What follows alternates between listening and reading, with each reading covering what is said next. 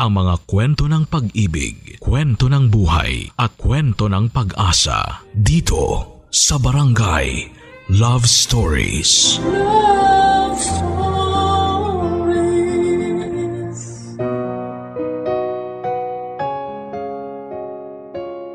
Paano mo ginagampanan ang iyong responsibilidad? Ito ba ay may pagmamahal o dahil kailangan mo lang gawin? Mabigat daw ang magkaroon ng responsibilidad.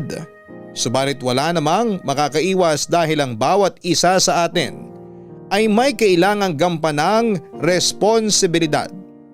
Mas positibo ang kalalabasan ng isang responsibilidad na may pagmamahal kesa sa responsibilidad na dahil kailangan lang gawin at tapusin. Kilalanin natin si Wendell, isang anak at kapatid. Iniwan ng ama ang ina ay kailangan pumunta sa malayong lugar at naiwan para sa kapatid. Maagang napasok sa mga responsibilidad, subalit walang angal dahil mahal niya ang mga taong inaalayan niya ng pagod. Responsibilidad niya sa pamilya ang saluhin ng dapat ginagawa ng ama. Responsibilidad sa nanay na huwag nang masyadong mag-alala sa kanila at siya na ang bahala sa lahat. Responsibilidad sa kapatid upang mapabuti at maging maayos ang buhay nito. Pati na ang responsibilidad sa mga taong minsang natatapakan ng kapatid. Lahat ay inaalala niya ng hindi namamalayan na nakakalimutan na pala niya ang responsibilidad sa kanyang sarili. Narito ang isang kwentong maaaring makita ng mga tagapakinig ang sarili nila. Ipapaalala nito na hindi lang sa ibang tao dapat tumakbo ang buhay kundi dapat ay pati sa sarili. Pakinggan natin ang istorya ng pagmamahal na totoo at walang kondisyon. Dito lamang sa mga kwento ng pag-ibig, buhay at pag-asa sa nangungunang Barangay Love Stories. Dear Papa Dudut, ang akin pong kwento ay nangyari 10 taon na ang nakakaraan. Ako po si Wendell, 28 years old noong panahon na yon. May trabaho, wala pang asawa o anak. Kasama ko lang po sa bahay ang bunso kong kapatid na si Darwin. 26 years old po siya noon. Dalawa na lamang po kaming nandito ngayon. Ang tatay namin ay matagal nang umalis nang maghiwalay sila ni nanay. Nasa 10 taon na ako noon at 8 taon si Darwin. Si nanay naman ay nasa ibang bansa na at meron ng bagong pamilya. Pero hindi na sila nagkaanak, 10 taon na po siya doon. Kaya sa edad na 18 ay naging responsibilidad ko na ang alagaan ang kapatid ko. Nung una po ay nagpapadala pa ng pera si nanay para sa pag-aaral namin. Pero nang makapagtrabaho na ako ay ako na rin po ang nagsabi na huwag na siyang magpadala at mag-ipon na lamang para kung sakaling kakailanganin niya. Nagtatrabaho pa po kasi si nanay doon, tulong naman sila ng bago niyang asawa pero nakakahiya na din naman. Kaya ko naman pong akuin ang responsibilidad sa bahay kasi noong nasa 20 years old na ako ay nakapagtrabaho na din ako at patapos na si Darwin noon kaya 1 taon lang naman talagang ginapang ko ang pag-aaral niya. Nakapagtrabaho din naman po agad si Darwin. Sinabi ko na lamang sa kanya na ipunin na lang din niya ang sinesweldo niya dahil kaya ko naman nang akuin ang mga bayarin sa bahay at pagkain namin. Papadudot, aaminin ko po na hindi pa po ako nagkakagusto sa babae. Pero hindi din naman ako nagkakagusto sa lalaki. Masaya na po ako kung ano ako. Medyo malamya akong kumilos kaya lagi ako napagkakamala na bading. Hindi na po ako nagsasayang ng oras para magpaliwanag pa sa kanila. Kung doon sila masaya, ibibigay ko sa kanila. Basta ako ay masaya din kung ano at sino ako. NRSB po ako, o yung tinatawag na no relationship since birth. Mas naging karelasyon ko na lamang po ang mga responsibilidad ko sa kapatid ko at sa sarili ko. Kung ano po ako ay yun naman ang kinabaliktad ng kapatid ko na si Darwin.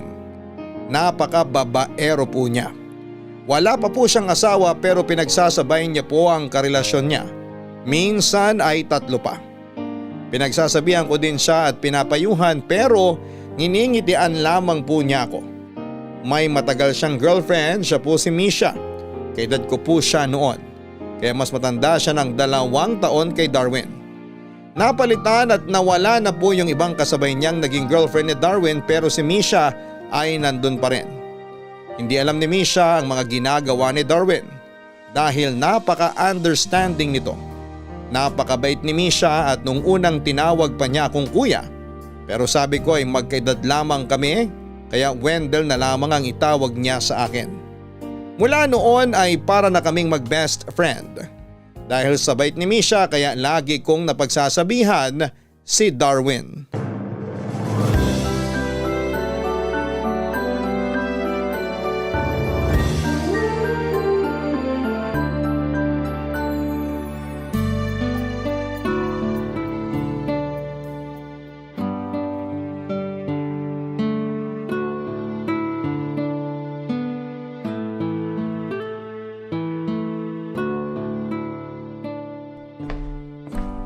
Sige, basta magkita tayo bukas ha. Bye. Love you. Sino yun? Sino? Huwag kang mamiloso po. Alam mo ang ibig kong sabihin. Eto na naman si kuya. Nagpapahula na naman. Sino yung kausap mo sa telepono? Sus, wala yun. Anong wala? Halos 1 oras ka nakipag-usap? Wala? Si Misha. Hindi mansyon tong bahay natin para hindi ko marinig ang usapan nyo. At hindi si Misha yun. Nakikinig ka sa usapan ng may usapan, kuya? Tigilan mo ako. Sinabi kong hindi mansyon ang bahay natin kaya kahit magpunta ako sa labas, dinig ko yung boses mo na nakikipagharutan ka. Ano bang harutan? Ang luma ah. Sino nga yung kausap mo? Wag mo nang intindihin. Hindi mo naman kilala. Tama ba yan? May girlfriend ka tapos nakikipaglandian ka sa ibang babae? Oh, landian naman ngayon. Ang luma mo. Huwag mong ibahin ang usapan. Ikaw kaya nagpasok ng salitang landian. Ano ba? Sasagutin mo ba ang tanong ko? Ano bang tanong mo? Nakalimutan ko na. Sino yung kausap mo? Si Lani. Sino si Lani? Kaibigan ko. Kaibigan? May palabyok ang sinasabi? Oh, bakit naman? Normal naman yung mag-I love you ah. Hindi normal na sabihin mo ang I love you sa isang babaeng hindi mo naman girlfriend, asawa, kamag-anak o matalik na kaibigan. Oh, ang luma mo na naman. Iba na ngayon. Huwag mo akong pinapaikot. Hindi ako trumpo. Eh di lazy Susan ka. Tigilan mo ako. Hindi ako nakikipagbiruan sa'yo. Kita mo na yan kuya. Kakasungit mo nawawala ng sense of humor mo. Hindi biruan ang usapan natin. Oh, nagagalit ka na. Paanong hindi? Iniloloko mo si Misha. Grabe ka naman magbintang. Niloloko agad? Ay, anong tawag mo sa pakikipaglandian at pakikipagharutan at pagsasabi ng I love you sa ibang babae? Intimate friendship. Tigilan mo nga yung biro mo. Seryoso ako. Seryoso naman din ako. Hindi lang ako seryoso kay Lani. Kita mo yan? Nanluloko ka ng babae. Sandali kuya. Kanino ka ba? Kay Misha o kay Lani? Kasi nagagalit ka, nakikipaglandian ako kay Lani. Nung sinabi kong hindi ako seryoso sa kanya, nagagalit ka din. Naririnig mo ba yung sarili mo? Oo naman. Pwes, panahon na para intindihin mo ang mga naririnig mo sa sarili mo. Hay nako kuya. Anong hay nako? Mabuti pa, kumain na tayo. Hindi pa luto yung kanin, senyorito. Oh, edi hintayin natin. Ewan ko sa'yo Darwin ha. Alam mo kuya, wag mo nang konsumihin ang sarili mo. Ano, hayaan na lang kita. Parang gano'n na nga. Darwin, ang mga sinasabi ko, hindi lang tungkol sa ginagawa mo sa mga babae. Para sa'yo rin to. Para sa akin? Pinapagalitan mo nga ako. Anong gusto mo? Ipaganda pa kita sa ginagawa mo? Ay, pilosopo si kuya. Tigilan mo ako, ikaw ang pilosopo. Kuya, yung guhit mo sa mukha dumadami na. Dahil sa konsumisyon sa'yo. Ako talaga ang dahilan? Ikaw lang naman ang kasama ko. Wow! Ang dami kayang stress sa mundo. Ikaw ang pinakamalaking stress ko. Ay, sa akin pa din nabalik. Luto na siguro yung kanin. Ako na maghahain. Mabuti pa nga maghain ka na at dun tayo mag-usap. Masama magsalita habang may laman ng bibig. Mas masamang manloko ng babae. Ay, naku kuya.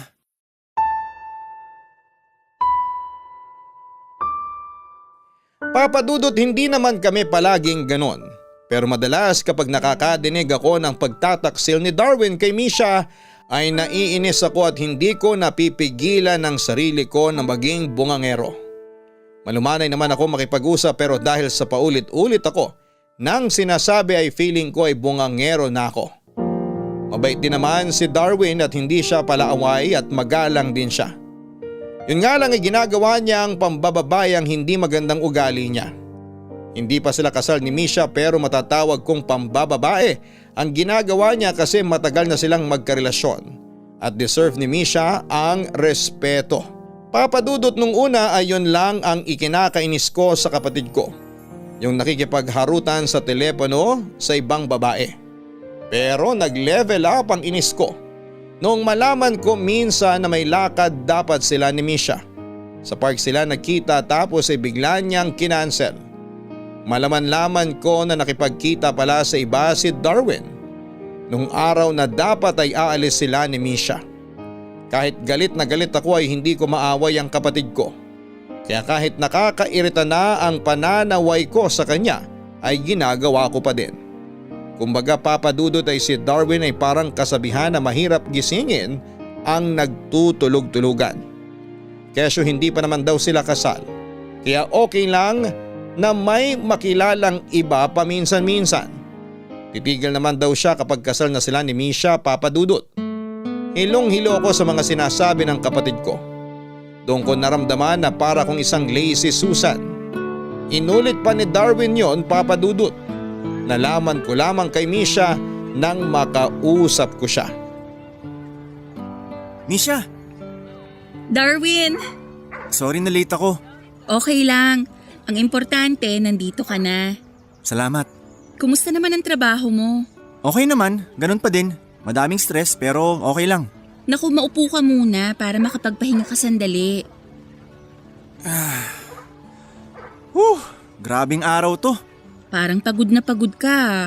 Akala ko okay ka lang. Syempre, ayoko naman na mag-alala ka sa akin. Bakit naman ayaw mo? Kaya nga ako nandito para damayan ka. Syempre, pagod ka din. Makita lang kita na masaya, na wala na ang lahat ng pagod ko. Kaya mahal kita eh. Mahal na mahal din kita. Salamat. Teka, may binili akong tubig dito. Uminom ka na muna. Wag na, hindi naman ako nauuhaw. Akala mo lang yun. Pero ang totoo, naghahanap ng tubig ang katawan mo. Wag na. Uminom ka na, kailangan ng katawan mo yan. Salamat. Ubusin mo na. Paano ka? Binili ko nga yan para sa'yo eh. Bakit? Alam mong pagod ako? Dahil mahal kita. Cheesy ah. Nakakainis ka. Joke lang. Uminom ka na nga lang. Ubus na. Ay oo nga. Sige, ibibili pa kita. Wag na, okay na ako. Naginhawahan na katawan ko. Sige, pero magpahinga ka muna. Ipahinga mo din sandali ang paa mo. Salamat ah. Saan naman? Sa pag-iintindi sa akin. Ano ka ba? Siyempre naman. Halika na? Okay ka na ba? Okay na siguro ako. O anong okay na siguro? Hindi ka pa sigurado. Pagod pa pero baka malay tayo eh. Okay lang. Anong okay lang? Nakakahiya sa magulang mo. Nagsabi si Papa na malilate kasi traffic daw sa biyahe papunta dito sa Maynila. Ah, ganun ba? Kaya take your time, pahinga ka lang. Saka malapit lang naman dito yung resto. Kahit 15 minutes before sa oras ng reservation natin dun sa restaurant, sigurado sakto lang tayong darating dun. Inaalala ko lang naman ang mga magulang mo. Naku, okay lang sina Mama at Papa. Saka excited na din silang makilala ka. Ako din naman. Oh, tara na. Okay. O bakit? Sandali. Namitigan pa ako. Kailangan ko muna siguro magpahinga. Sige, umupo ka muna. Hindi. Gusto ko sanang umuwi para ihiga muna to. Kaso, iniisip ko ang parents mo eh. Hindi mo ba kaya? Ha? Parang hindi eh. Kaso nahihiya talaga ako sa parents mo. Naku, kung hindi mo pa kaya, okay lang. Maiintindihan ni na Mama at Papa yon. Ipapakancel ko na lang muna yung reservation natin. Naku wag, ituloy mo. I-meet mo parents mo. Umuwi sila galing probinsya kaya sabi ka mga yun na makita ka. Hindi naman kita pwedeng iwan. Ano ka ba? Kaya ko sarili ko. Ang lapit lang naman din sa bahay, magta-taxi na lang ako. Naku, magigilty naman ako kung hindi kita ihahatid pa uwi. Misha, wag mo akong alalahanin. Sige ka, baka makadagdag pa yan sa stress ko. Hindi na nga ako makakasama. Ika-cancel mo pa yung pagkikita niyong mag-anak. Pero… Wala nang pero. Tara na, magta-taxi na ako. Tapos pumunta ka na sa restaurant. Tara na.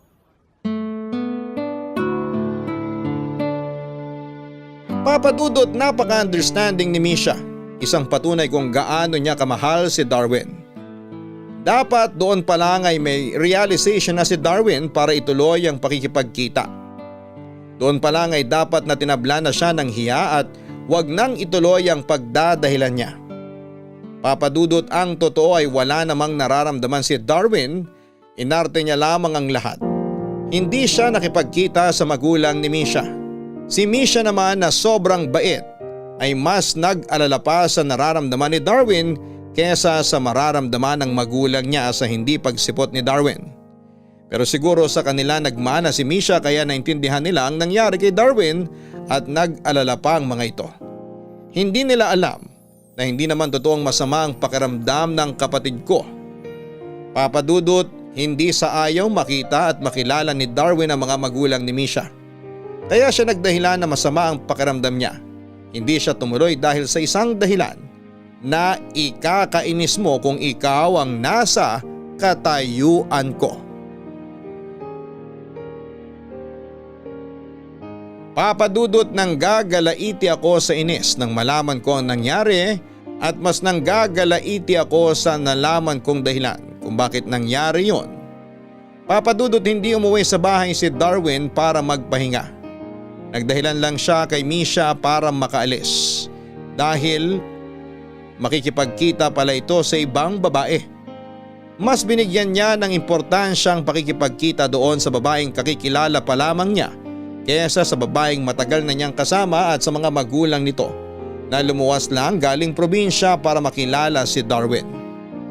Ako po ang nanliliit sa hiya dahil sa ginawa ng kapatid ko, Papa Dudut. Araw-araw po akong nagsasabi sa kapatid ko na ayusin ang relasyon niya. Sobrang kulit ko na nga po, kung recorded lang ang mga sinasabi ko ay masasabi mo talagang pareho lang lagi ang sinasabi ko. Para kung sirang plaka, kasi walang epekto kay Darwin ang pagsasabi ko sa kanya. Naalala ko po tuloy noon na minsang makasalubong ko siya na may kasamang iba. Papa Dudut, wala akong nakita o naramdaman sa kapatid ko na hiya. Ipinakilala niya sa akin ang babaeng yon na parang wala lang. Samantalang nang panahon na yon ay mahigit 1 taon na sila ni Misha. Magkasama pa silang dalawa at hindi hiwalay. Bumalik sa akin yung ala-ala na yon kasi sobrang guilty ako noon. Parang ako pa yung walang mukhang maiharap kay Misha ng mga panahon na yon. Papa Dudut, nung araw na yon ay natuloy ang dinner ni Misha kasama ang magulang niya. Natuloy din ang date ni Darwin kasama ang ibang babae.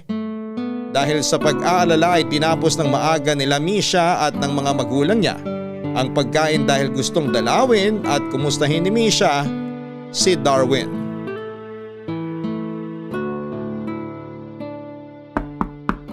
Tao po. Sino yan? Wendell? Oo. Ako to, si Misha. Misha, ikaw pala. Tuloy ka. Salamat. Upo ka. May dala akong pagkain. Uy, salamat. Hindi leftover yan ah. Naku, kahit tira-tira pa to, sigurado naman na malinis to. Joke lang ah. So, tira na lang to? Uy, hindi. Joke! Ikaw talaga? Masyado kasing mukhang seryoso ang mukha mo eh. Teka, nasa na si Darwin? Bakit ang tagal? Ha? Si Darwin, nagbabayad ba ng taxi? Si Darwin? Oo. Ano bang nangyayari sa'yo? Di ba magkasama kayo? Kamusta ang pagkikita nila ng mga magulang mo? Hindi ko kasama si Darwin. Ano? Hindi ba ngayon nyo imimit ang mga magulang mo? Oo, pero… Anong nangyari? Diyos ko, baka na paano na yun? Sabi ko na nga ba dapat hinatid ko siya eh. Teka, naguguluhan ako. Ano bang nangyari? Kanina kasi sobrang pagod siya. Nagpaalam siya na uuwi na lang. Uuwi? Oo, Ibig sabihin hindi niya nakilala ang mga magulang mo? hindi. Ano? Nasaan na siya? Hindi ko alam. Hanapin natin siya. Sandali, mabuti pa tawagan na muna natin. Kanina pa ako tumatawag, hindi niya sinasagot. Kaya naisip ko baka nakatulog na siya. Hindi pa siya umuwi. Naku, nasa na kaya yun? Sandali, ako ang tatawag. Hindi makontak? Sandali, try ko pa uli. Bakit hindi siya makontak? Patay ata ang telepono. Diyos ko, ano bang nangyari dun? Huminahon ka. Baka nasa kaibigan niya lang. Kasalanan ko to. Sana hindi ko siya pinauwi. Huwag mong sisihin ang sarili mo. Wala naman sigurong nangyari sa kanya. Hindi ko mapapatawad ang sarili ko pag may nangyari sa kanya. Huwag ganun. Wala kang kasalanan. Maupo ka na lang muna. Teka, ime-message ko yung mga kaibigan niyang kilala ko. Magtatanong ako sa kanila. Ayan, may sumagot na. Anong sabi? Wala daw sa kanila si Darwin. Wala rin daw dun sa isang kaibigan niya. Wala rin daw sa ibang kaibigan ni Darwin. Nasaan na siya? Huminahon ka. Marami pang paraan. Nag-message na ako sa phone niya. Siguradong mababasa niya yon. Baka nalobat siya kanina o walang signal. Sana nga. Natakot ako, Wendell. Huminahon ka lang. Hanapin kaya natin. Hindi natin alam kung nasaan siya. Maghintay na lang muna tayo ng ilang minuto pa. Darwin, nasan ka na? Relax ka lang, huwag kang ma-stress. Kasalanan ko talaga to eh. Uy, wala kang kasalanan. Mag-relax ka lang nga muna. Hindi pa naman natin alam kung ano talagang nangyari. Natatakot ako. Makinig ka sa akin. Hayaan mo akong gumawa ng paraan. Huminahon ka lang dyan. Pero… Sandali, mahina ang signal dito sa loob. Sa labas ako tatawag.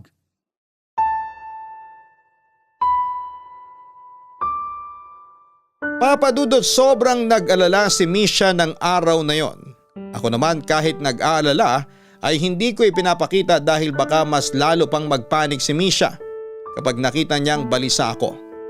Tinawagan ko ang lahat ng kakilala niya na nasa CP ko ang number at lahat sila ay pareho ang sagot. Lumabas ako para doon tumawag, sa totoo lang ay malakas naman ang signal sa loob ng bahay.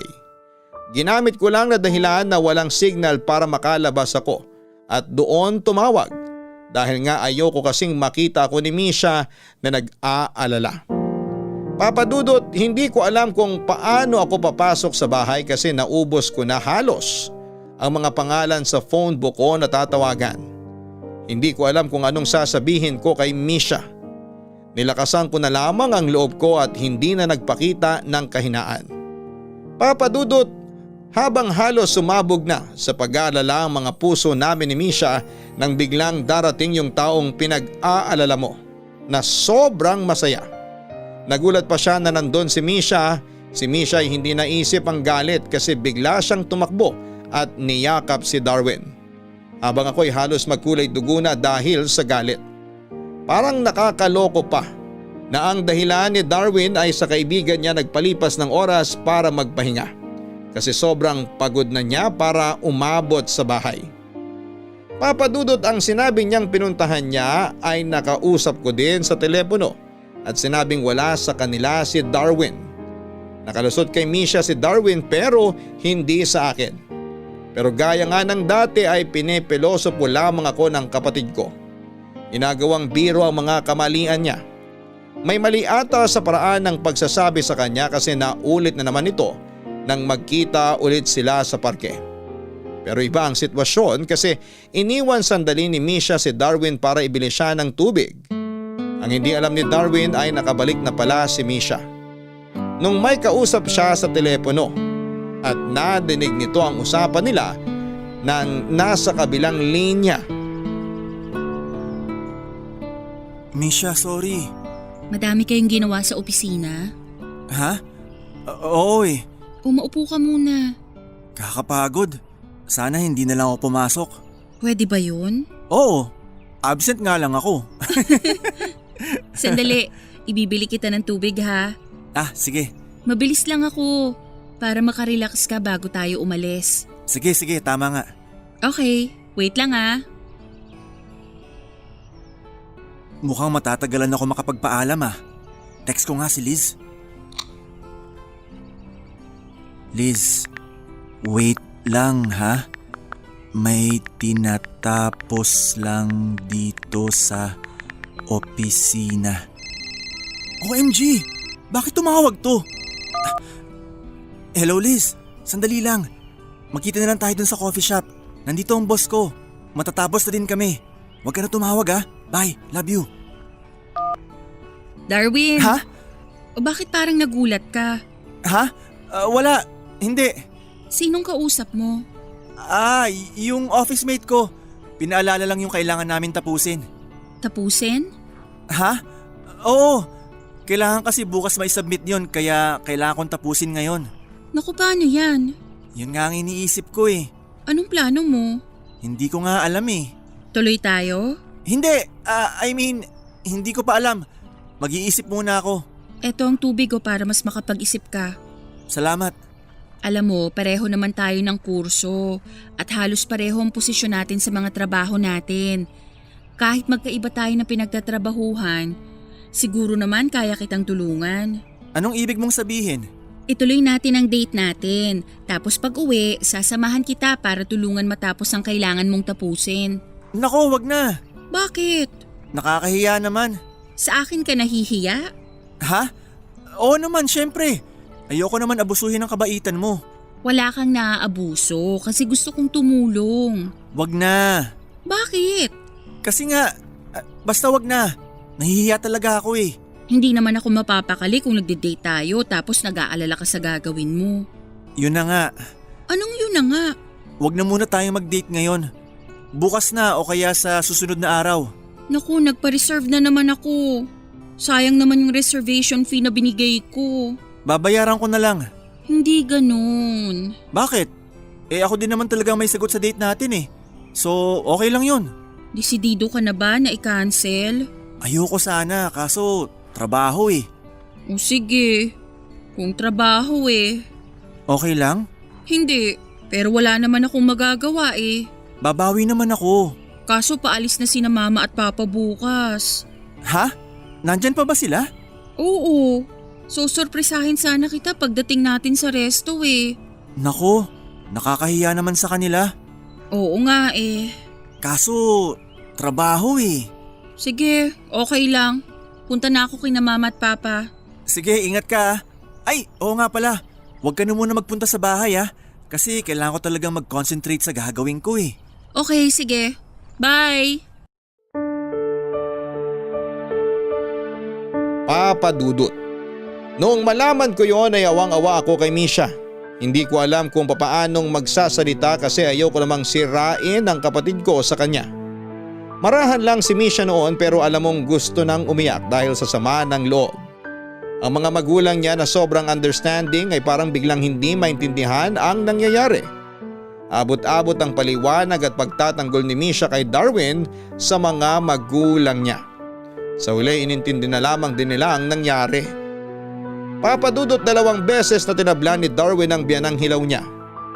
Ewan nga kung biyanang hilaw pang matatawag kasi parang gusto na atang sumuko ni Misha. Alam kong gusto nang sumuko ni Misha pero kita pa din na gusto niyang ipaglaban ang pagmamahalan nila ng kapatid ko. Papadudot para akong naiipit sa nag-uumpog ang bato. Hindi sila nag-aaway pero yung damdamin ng isa ang pilit na dumidikit sa isa habang hindi naman gumagalaw ang isa. Pakiramdam ko dahil nasa gitna ako ng 2 nag-uumpog ang bato na yon ay ako ang dahilan kaya magkahiwalay sila. Hindi ko problema pero ako ang problemado dahil mahal ko silang 2. Papadudot kaya ganoon na lamang ang sama ng loob ni Misha ay dahil sa natuklasan niya.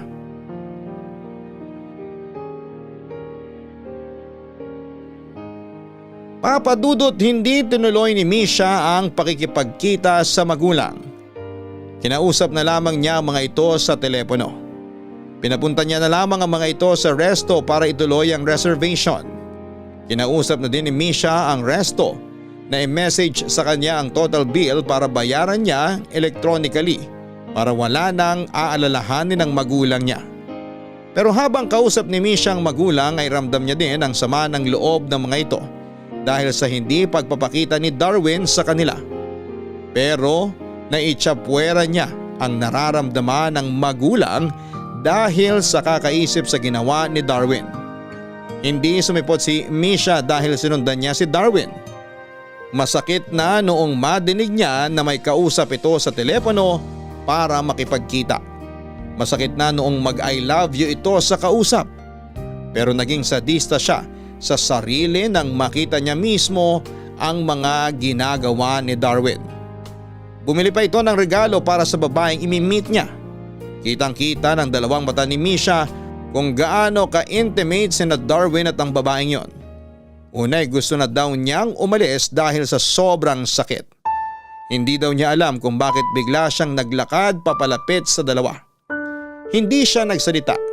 Hinintay niya lamang na makita siya ni Darwin at saka siya umalis, Papa Dudut.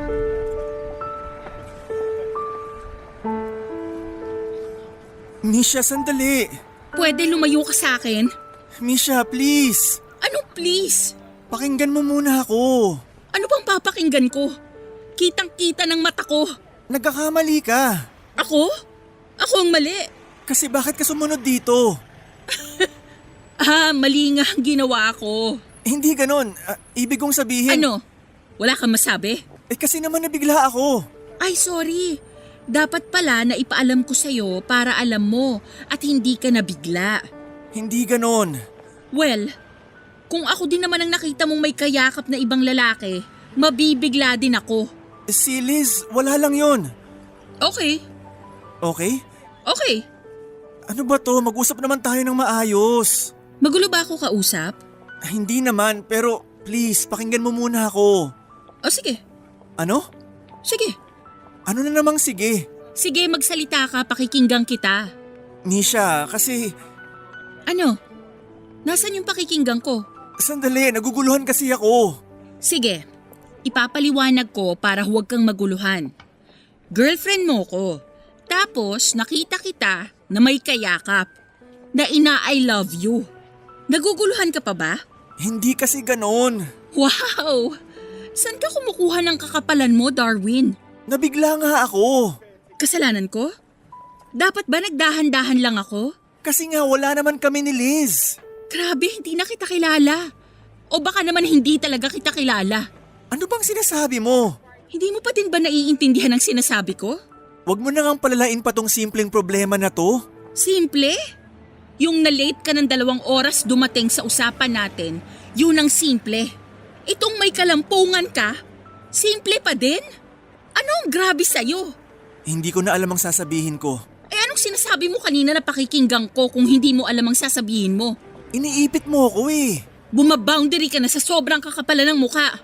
Hindi ka ba nahihiya sa mga sinasabi mo? Totoo naman. Sana kinausap mo na lang ako. Ay, sorry. Pwede naman kasing pag-usapan eh. Suko na ako. Ano ba, Misha? Binigyan kita ng pagkakataon para makapagsinungaling ng malinis. Pero ang paliwanag mo, kasing dumi ng ginagawa mo. Huwag namang ganyan. Masakit? Truth hurts. Sobra na yan, Misha. Pues wag na nating dagdagan. Goodbye. Sandali naman. Ito na ang huling pagkikita natin, Darwin. Patahimikin mo lang buhay ko at hindi ko na din guguluhin ang buhay mo.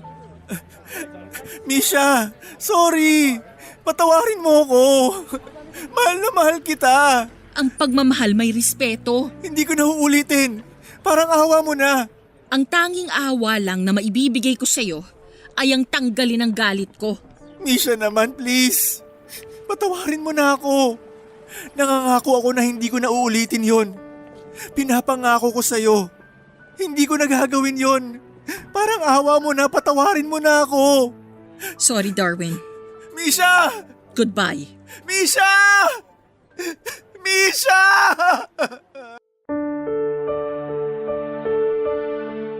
Papa Dudut, parang batang humahagulhol daw si Darwin sa kalye. Halos iskandalo na ang ginagawa niya dahil nagtitinginan na daw ang mga tao sa paligid. Papa Dudut, masakit yung ginawa ng kapatid ko kay Misha, pero siya na rin mismo ang nagsabi na hindi niya ito matitiis. Nilapitan niya daw kaagad si Darwin at tinayo niya ito dahil halos mahiga na ito sa kalye. Agad daw silang sumakay ng taxi para makalayo sa lugar na yon. Umalik sila sa park at hinintay muna ni Misha na mahimasmasan si Darwin. Kasi po hanggang sa taxi daw ay humahagulhol ito. Dahil doon ay naawa na naman si Misha kay Darwin. Kahit hindi pa daw sila nag-uusap ay nararamdaman daw ni Misha na talagang sorry si Darwin sa nagawa niya. Matapos umiyak ni Darwin ay humingi muli ito ng tawad. Lumuhod pa daw ito at nagmakaawa. Mahal talaga ni Misha si Darwin kaya hindi niya talaga ito matiis. Pinatawad niya si Darwin at pinilit nilang ibalik ang dati. Papa Dudut, naiinis man ako kay Misha dahil sa ginawa niya, pero nagpapasalamat pa din ako sa pag-iintindi niya sa kapatid ko. Matapos silang magkaayos muli ay nakita ko naman na naging maganda na ang naging takbo ng lahat. Masaya ako at na-realize na ni Darwin ang mga maling nagawa niya. Matagal nang walang anumang kalokohang ginagawa si Darwin. Hanggang isang araw ay dumalaw si Misha sa bahay. Pero wala sa bahay noon si Darwin. Dahil doon ay may masasabi ako kay Misha na hindi maganda. Sino yan? Si Misha.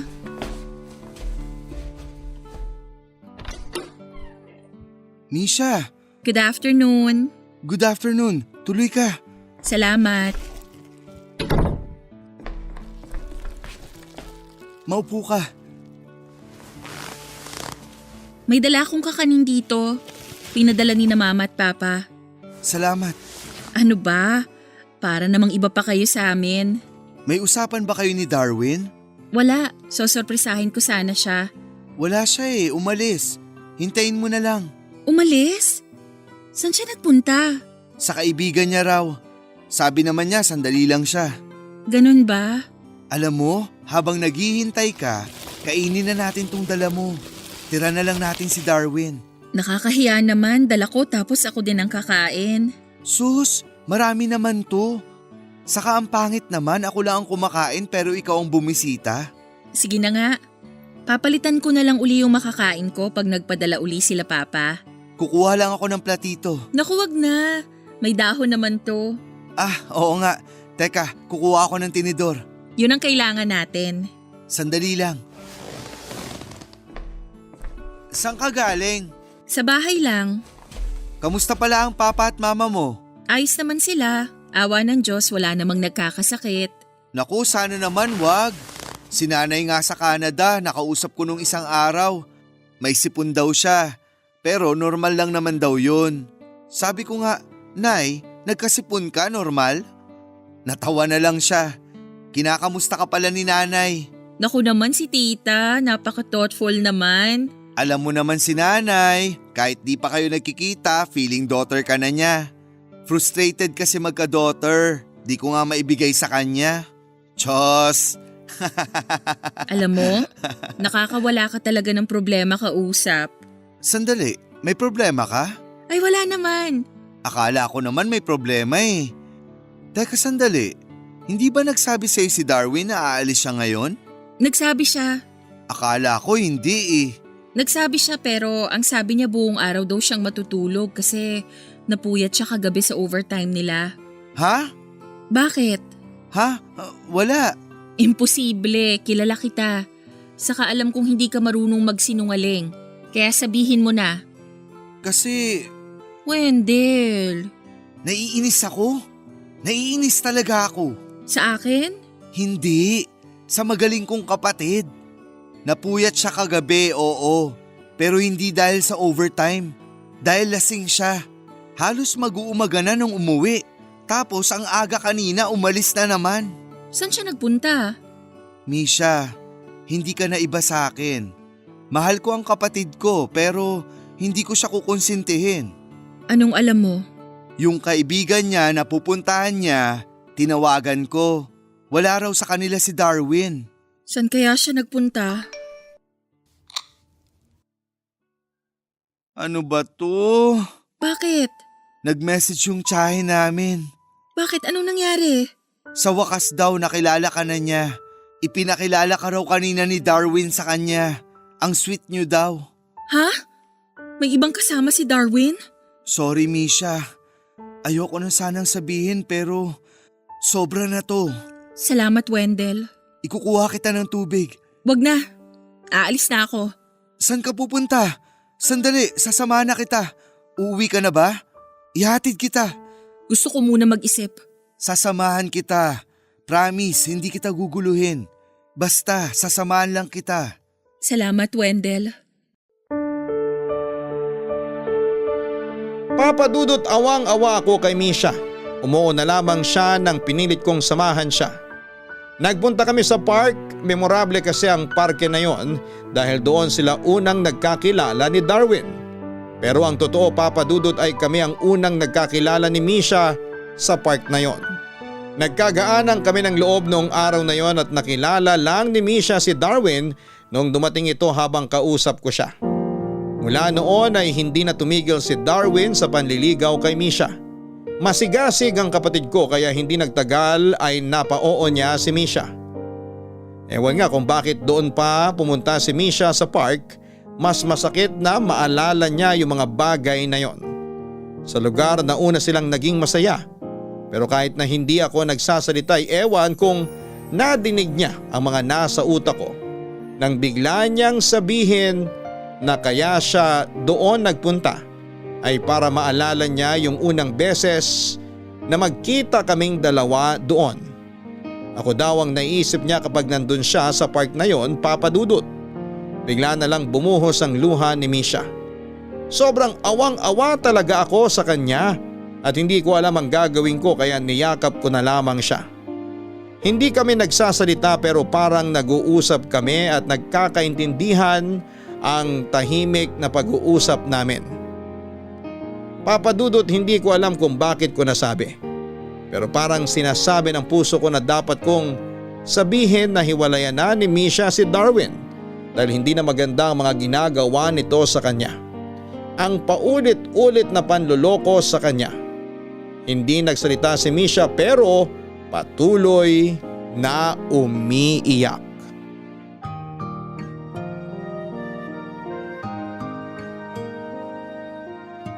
Papa Dudut, alam ko ang nararamdaman ni Misha ng mga oras na yon. Pero ang hindi ko alam ay ang mga susunod na magiging desisyon niya. Papa Dudut, ewan din kung anong klaseng mahika meron ng kapatid ko. Papa Dudut, napatawad ni Misha si Darwin at nagkabalikan sila. Papa Dudut, hindi ko alam kung ano ang nararamdaman ko noon. Naiinis ba ako, nagagalit, naaawa o natatangahan ba kay Misha? Ilang beses na, Papa Dudut, na hindi siya nadadala. Mabait si Misha at ayoko mawala siya sa buhay namin pero ayoko din na abusuhin siya ng gano'n ng kapatid ko. Umpisa pa lamang yon. Hindi pa sila nakakasal at hindi pa sila mag-asawa, ano pa kaya ang kayang gawin ng kapatid ko kapag kasal na sila? At hanggang saan kaya ni Misha kakayanin kung sakaling darating ang mas masasakit na karanasan niya sa pagmamahal niya sa kapatid ko? Kinailangan kong kumprontahin ang kapatid ko. Pero hindi na gaya ng dati, kailangan niyang magising.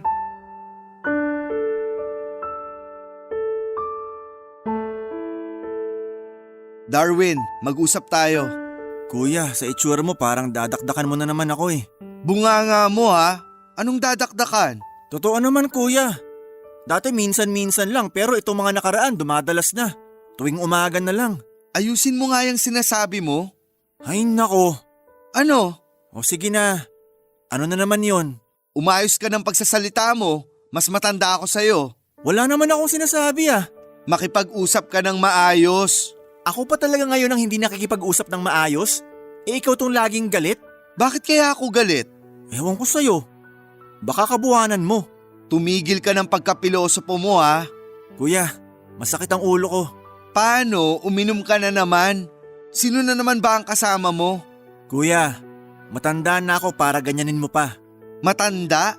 Pero yung isip mo, anong edad na iwan? Sabihin mo na nga yung sasabihin mo para makatulog na lang uli ako. Alam mo kung anong sasabihin ko. Alin doon? Masyado kang maraming sinasabi eh. Tumigil ka ng pagsagot ng ganyan ha. Oh, bakit nagagalit ka? Bakit? Nakakatuwa ba yung ginagawa mo? Nakakatuwa ba yung ginagawa mo kay Misha? Kuya, kung ano mang problema namin ni Misha, sa amin na lang yon.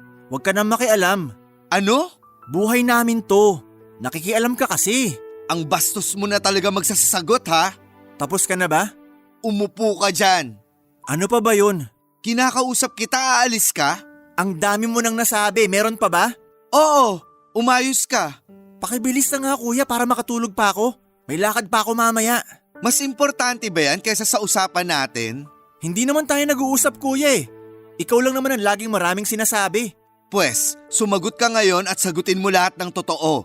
Kuya, lahat naman nasagot ko na. Kasi paulit-ulit lang naman ang tanong mo. Sa paulit-ulit na tanong ko, wala ka namang sinagot ng maayos. Okay, sige. Anong pag-uusapan natin? Bakit niloloko mo pa rin si Misha? Mahiya ka naman. Kuya, kaya naman namin mag-usap. Kaya wag mo nang pasukin pa yung issue namin. Ilang beses mo siyang niloko? Ilang beses kanyang pinatawad? Oo, pinapatawad naman ako. Kaya hayaan mo na lang kami. Hindi ka ba naaawa sa tao? O kaya kahit mahiya ka man lang? Uulitin ko kuya. Kung ano man ang meron kami, problema man o kung ano, sa amin na lang yun. Huwag ka nang makialam. Hindi ako nakikialam. Anong ginagawa mo? Tinuturuan kitang maging maayos. Maayos? Kung hindi ako maayos, edi pareho lang tayo. Darwin naman, umayos ka na. Kuya, maayos ako. Kausapin mo ko ng maayos. Maayos ako nakikipag-usap. Ano bang nangyayari sa'yo? Ay nako, balik na naman tayo dyan. Pwede ba kuya? Hayaan mo na ako makapagpahinga at aalis pa ako. Sinong babae na naman ang imimit mo? Wala ka na dun kuya. Anong wala? Di makipag-meet ka din sa babae. Ay, sorry, hindi pala pwede. Kasi ano? sus, ipapasabi pa. Ano? Alam mo na yun. Ano? Sabihin mo. Ay kuya. Ano? Kasi bakla ka. O ayan, ano? Okay na ba?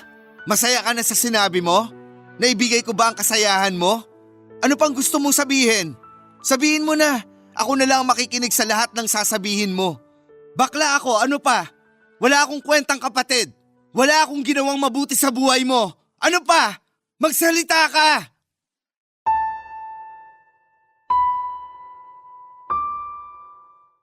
Papa Dudut, alam kong nabigla lang si Darwin sa sinabi niya.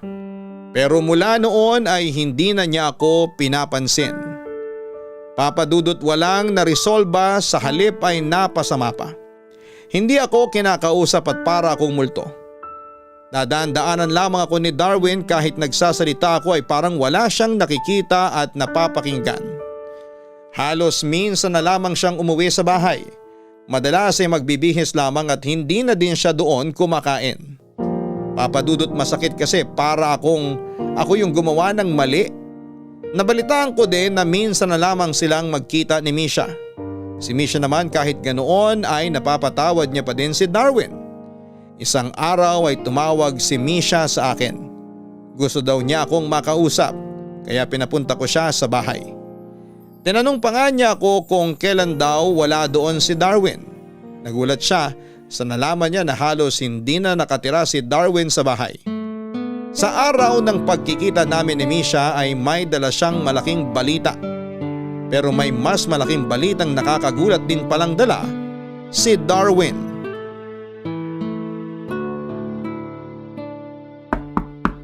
Wendell!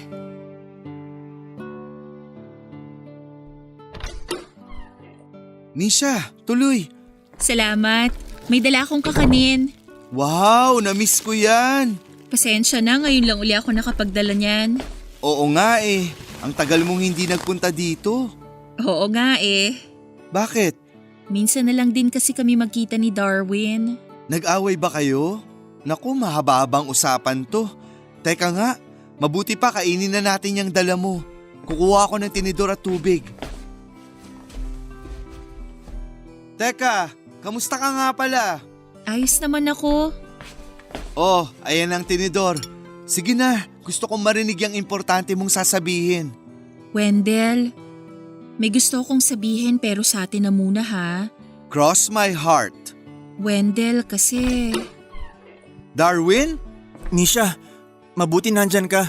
Halika, saluhan mo kami. May dalang kakanin si Misha. Misha, gusto kita makausap. Tungkol saan? Doon tayo sa kwarto. Bakit dun pa? Pwede naman dito. Ako na lang ang papasok sa kwarto ko. Maiwan ko na muna kayo. Hindi. Dito ka lang, Wendell. Pamilya ka. Kaya kung anong sasabihin ni Darwin, okay lang na marinig mo. Ayos lang ako, Misha. Hindi. Dito ka lang. Anong sasabihin mo, Darwin? Pero, Sige, saka na tayo mag-usap pag handa ka nang sabihin sa amin. Misha, importante ata yung sasabihin ni Darwin. Lalabas na muna ako. Kung importante man yan, mas dapat nandito ka. Kasi ikaw ang pinaka-importante sa ating tatlo dito. Misha, sorry. Sorry saan? Masyado akong maraming naiisip na ginawa mo eh. Sa lahat. Okay. So isang sorihan sa lahat ng kasalanan. Patawarin mo ako.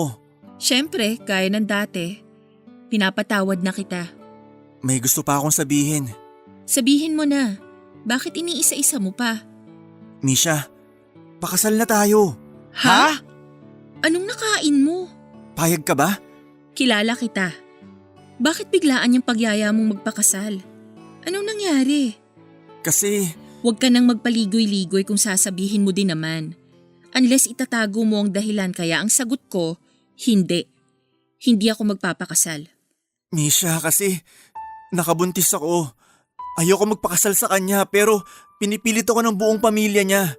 Pagkasal na tayo, wala na silang habol. Ano? Sorry, Misha. Anak mo talaga yon? Oo, Pwes, pakasalan mo siya. Magpakaligaya ka sa piling niya. Binabati kita. Sana, lumigaya ka. Paalam na. Misha! Kuya, anong gagawin ko? Mahal na mahal kita, Darwin. Alam ng Diyos yan. Pero sa ginawa mo, dapat mong harapin yan. Pangatawanan mo ang ginawa mo. Pero kuya, hindi ko naman mahal si Lara. Hindi mo mahal pero gumawa ka ng bata. Siguro hudyat na yon para mahalin mo siya. Mahalin mo ang magiging anak nyo at mahalin mo na ang sarili mo. Kuya, huwag mo naman akong iwan. Nasa tabi mo lang ako palagi. Hinding-hindi kita iniwan at hindi kita iiwan. Bakit ayaw mo akong tulungan? Nasabi ko na ang tulong ko. Harapin mo ang ginawa mo at matuto ka na.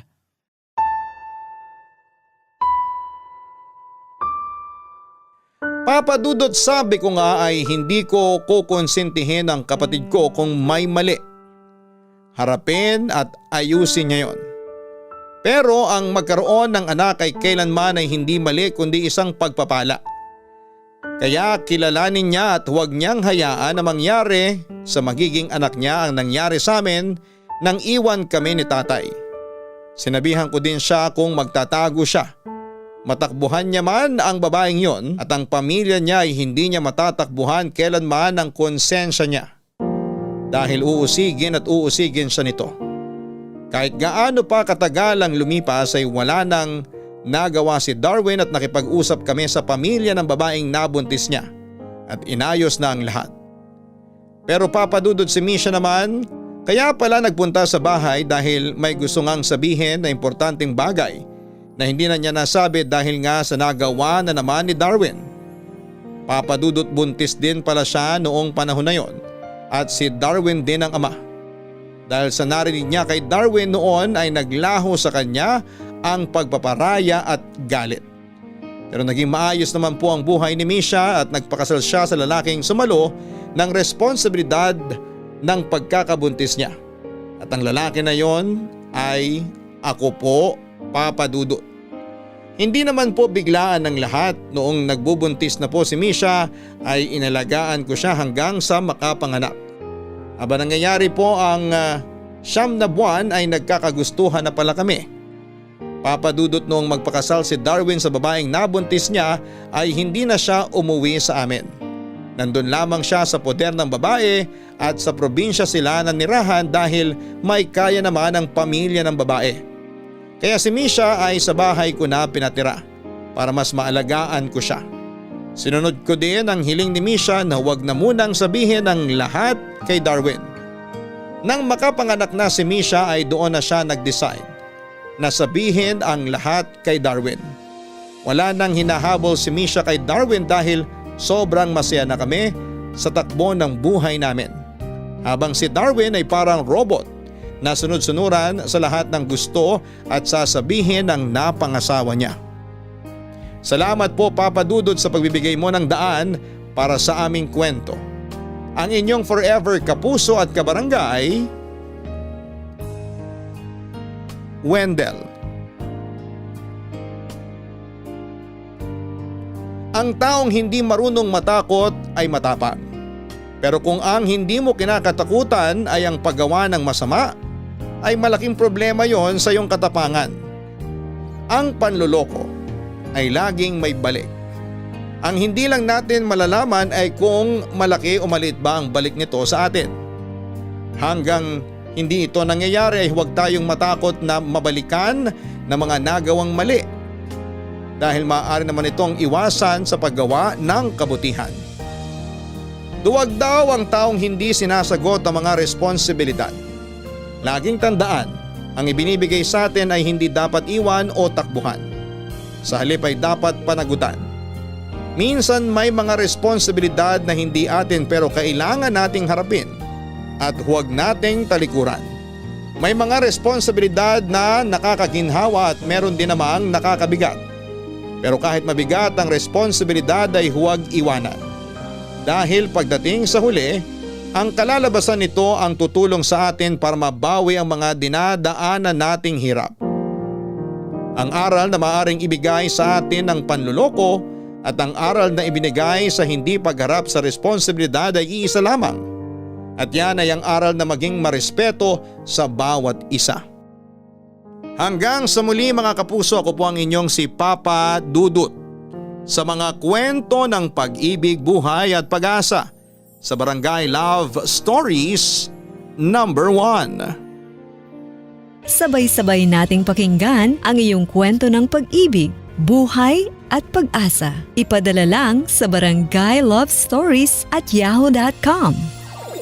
Nagustuhan ng iyong napakinggan? Ituloy yan via live stream sa www.gmanetwork.com/radio.